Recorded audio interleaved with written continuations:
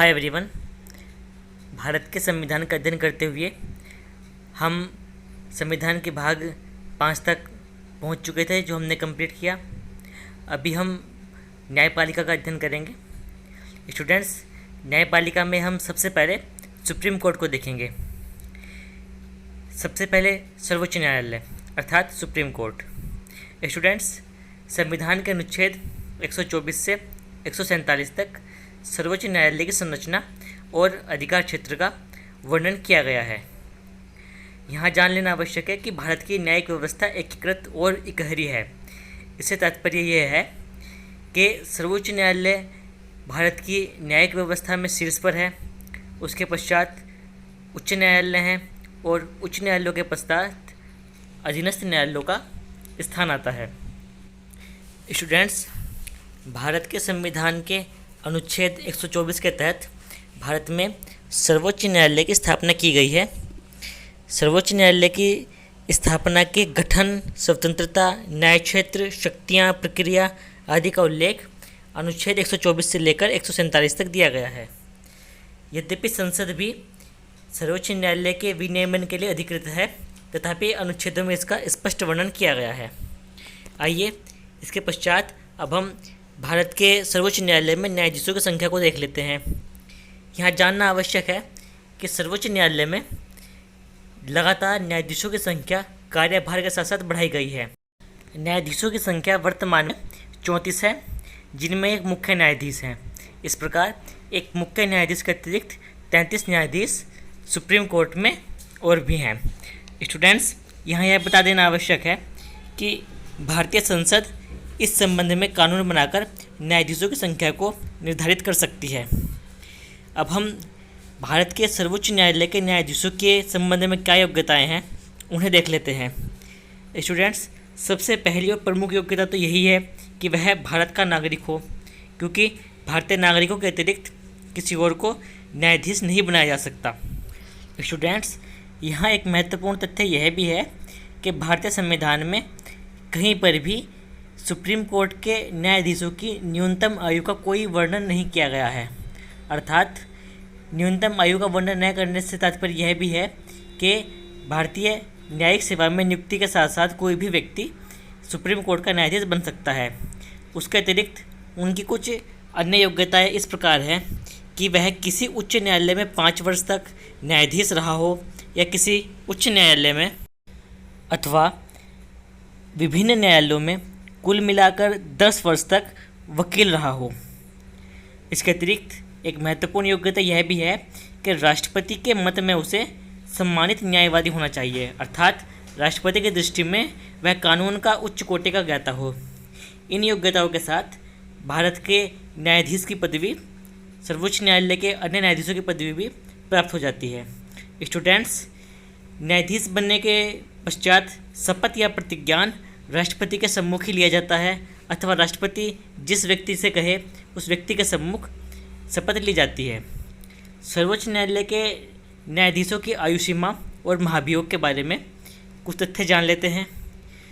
सर्वोच्च न्यायालय के न्यायाधीशों की अधिकतम आयु 65 वर्ष है एवं इन पर कदाचार और संविधान के उल्लंघन जैसे मामलों के कारण महाभियोग लगाया जा सकता है।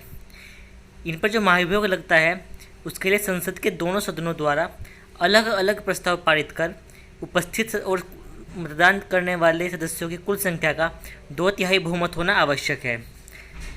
यहाँ बता देना आवश्यक है कि अभी तक भारत के किसी भी न्यायाधीश पर महाभियोग नहीं लगा है।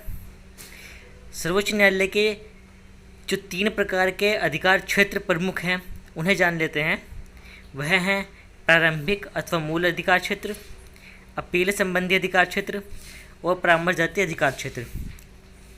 स्टूडेंट्स, इन सभी अधिकारों को विस्तार से जानना आवश्यक है, इसलिए हम सबसे पहले प्रारंभिक अथवा मूल अधिकार क्षेत्र को देखते हैं।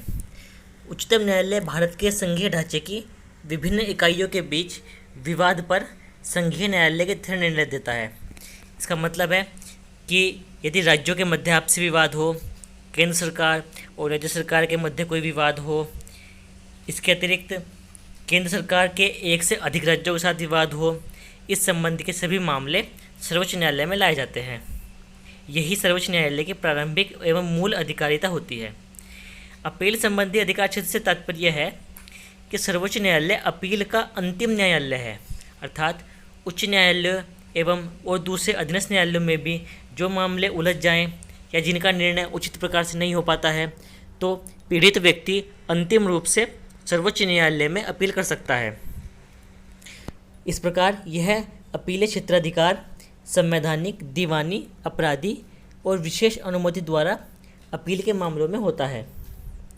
सर्वोच्च न्यायालय का सलाहकारिता क्षेत्राधिकार भी होता है, जिसे परामर्शदात्री अधिकार भी कहते हैं। स्टूडेंट्स, संविधान के अनुच्छेद 143 के अनुसार राष्ट्रपति को सर्वोच्च न्यायालय से राय लेने का अधिकार है।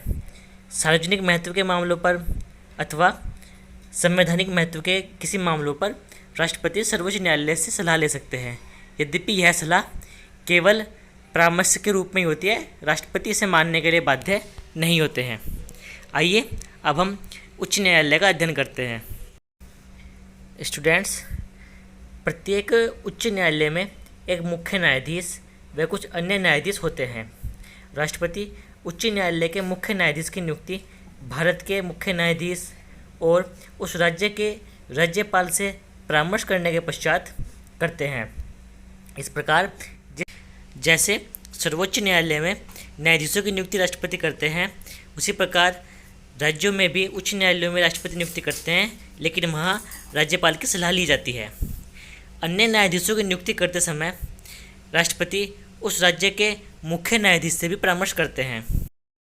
स्टूडेंट्स, आइए अब हम उच्च न्यायालय के न्यायाधीशों की योग्यता के संबंध में विचार करते हैं और जानने की कोशिश करते हैं कि उच्च न्यायालय के न्यायाधीशों की योग्यताएं संविधान द्वारा क्या निर्धारित की गई हैं। सर्वप्रथम योग्यता तो वही है कि न्यायाधीश भारत का नागरिक हो, वह भारत के किसी भी न्यायालय में कम से कम 10 वर्षों तक न्यायाधीश के पद पर कार्य कर चुका हो अथवा भारत के किसी एक या एक से अधिक न्यायालयों में लगातार 10 वर्षों तक वकालत कर चुका हो। स्टूडेंट्स, सर्वोच्च न्यायालय के न्यायाधीशों के समान यहाँ पर भी यह योग्यता रखी गई है कि राष्ट्रपति की दृष्टि में वह एक प्रसिद्ध न्यायाधीश हो अथवा कानून का विशेषज्ञ हो। यही उच्च न्यायालय का न्यायाधीश बनने की योग्यताएं हैं। स्टूडेंट्स, आइए योग्यताओं के अतिरिक्त अब हम एक आयु के संबंध में एक महत्वपूर्ण तथ्य जानते हैं। 15वें संविधान संशोधन द्वारा उच्च न्यायालय के न्यायाधीशों की सेवानिवृत्ति की आयु 60 वर्ष से बढ़ाकर 62 वर्ष कर दी गई है। यद्यपि भारतीय संविधान में सर्वोच्च न्यायालय के समान उच्च न्यायालय के न्यायाधीशों की न्यूनतम आयु के संबंध में कोई प्रावधान नहीं किया गया है, लेकिन 15वें संविधान संशोधन के द्वारा सेवानिवृत्ति की आयु को 2 वर्ष अवश्य बढ़ाया गया है, अर्थात जो पहले 60 वर्ष थी वह बढ़ाकर 62 वर्ष कर दी गई है। स्टूडेंट्स, अब हम उच्चतम न्यायालय के न्यायाधीशों का निष्कासन, कार्यकाल की समाप्ति इत्यादि तथ्यों को देखते हैं।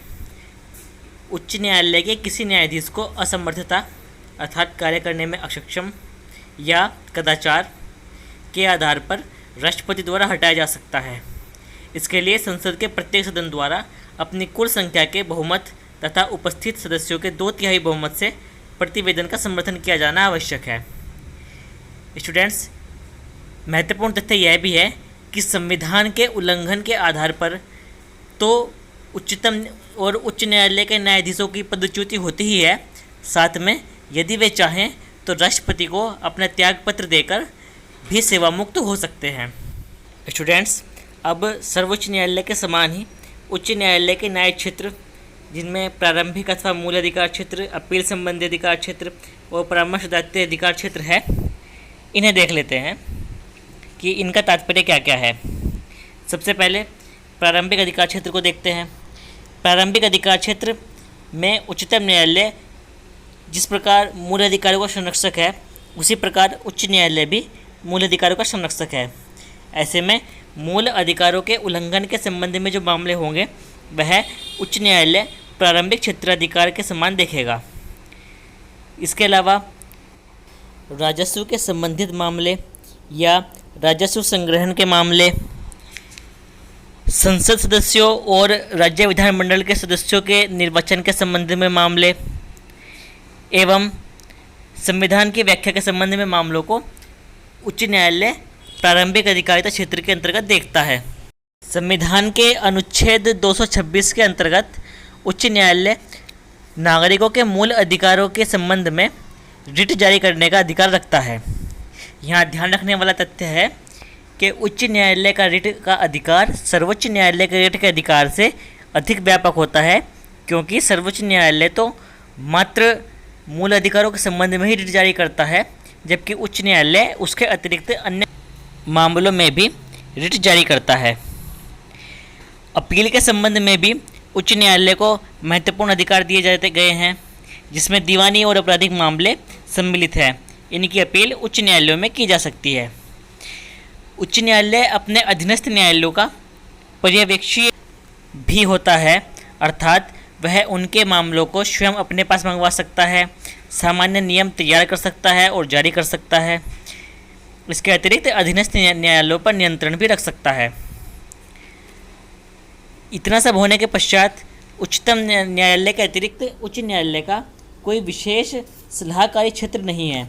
जिस प्रकार उच्चतम न्यायालय राष्ट्रपति को सलाह देता है, उस प्रकार उच्च न्यायालय राष्ट्रपति को सलाह नहीं देता है। तो आइए अब हम उच्च न्यायालय एवं सर्वोच्च न्यायालय के संबंध में कुछ दूसरी महत्वपूर्ण जानकारियों को भी देख लेते हैं। स्टूडेंट्स, हमने उच्च न्यायालय और सर्वोच्च न्यायालय के न्यायाधीशों के संबंध में विस्तार से चर्चा की है, लेकिन एक तथ्य यह भी है कि उच्च न्यायालय के न्यायाधीश सेवा मुक्ति के पश्चात यदि वकालत करना चाहें तो वे केवल सर्वोच्च न्यायालय में ही वकालत कर सकते हैं, अधीनस्थ न्यायालयों में नहीं कर सकते हैं। वह किसी दूसरे न्यायालय में जाकर जज की हैसियत से तो कार्य कर सकते हैं, लेकिन दूसरे किसी न्यायालय में वह वकालत नहीं कर सकते हैं। लेकिन सर्वोच्च न्यायालय के जो न्यायाधीश होते हैं वह कहीं वकालत का कार्य उच्च न्यायालय में भी नहीं कर सकते हैं। इसके अलावा भारत में न्यायपालिका के पास न्यायिक समीक्षा एवं न्यायिक पुनरावलोकन की शक्ति भी है। इससे मतलब यह है कि भारत के उच्च न्यायालय और सर्वोच्च न्यायालय सरकार द्वारा बनाए गए कानूनों की समीक्षा कर सकते हैं कि वह संविधान की दृष्टि में उचित हैं अथवा अनुचित हैं। साथ ही ये दोनों न्यायालय अपने द्वारा दिए गए निर्णयों को बदल भी सकते हैं। स्टूडेंट्स, इन सब के अतिरिक्त एक महत्वपूर्ण तथ्य ये भी है कि उच्च न्यायालय और सर्वोच्च न्यायालय एक प्रकार से अभिलेखीय न्यायालय के रूप में भी कार्य करते हैं, अर्थात इनके द्वारा दिए गए निर्णय अभिलेखागार में अभिलेख के रूप में सुरक्षित रखे जाते हैं। फिर आने वाले अन्य न्यायाधीश एवं अधीनस्थ न्यायालयों के न्यायाधीश उन निर्णयों को आधार बनाकर अपना निर्णय भी सुना सकते हैं। इस प्रकार यह अभिलेख न्यायालय के रूप में भी कार्य करते हैं। तो स्टूडेंट्स, आज की वीडियो में बस इतना ही। आज हमने भारत की न्यायपालिका में उच्च न्यायालय और सर्वोच्च न्यायालय का अध्ययन किया है। हम आगे भी आप लोगों के लिए कॉम्पिटिटिव एग्जामिनेशन के लिए इसी प्रकार महत्वपूर्ण वीडियो लेके आएंगे। वीडियो अच्छी लगी हो तो इसे प्लीज़ लाइक, शेयर और सब्सक्राइब कीजिए। Thank you.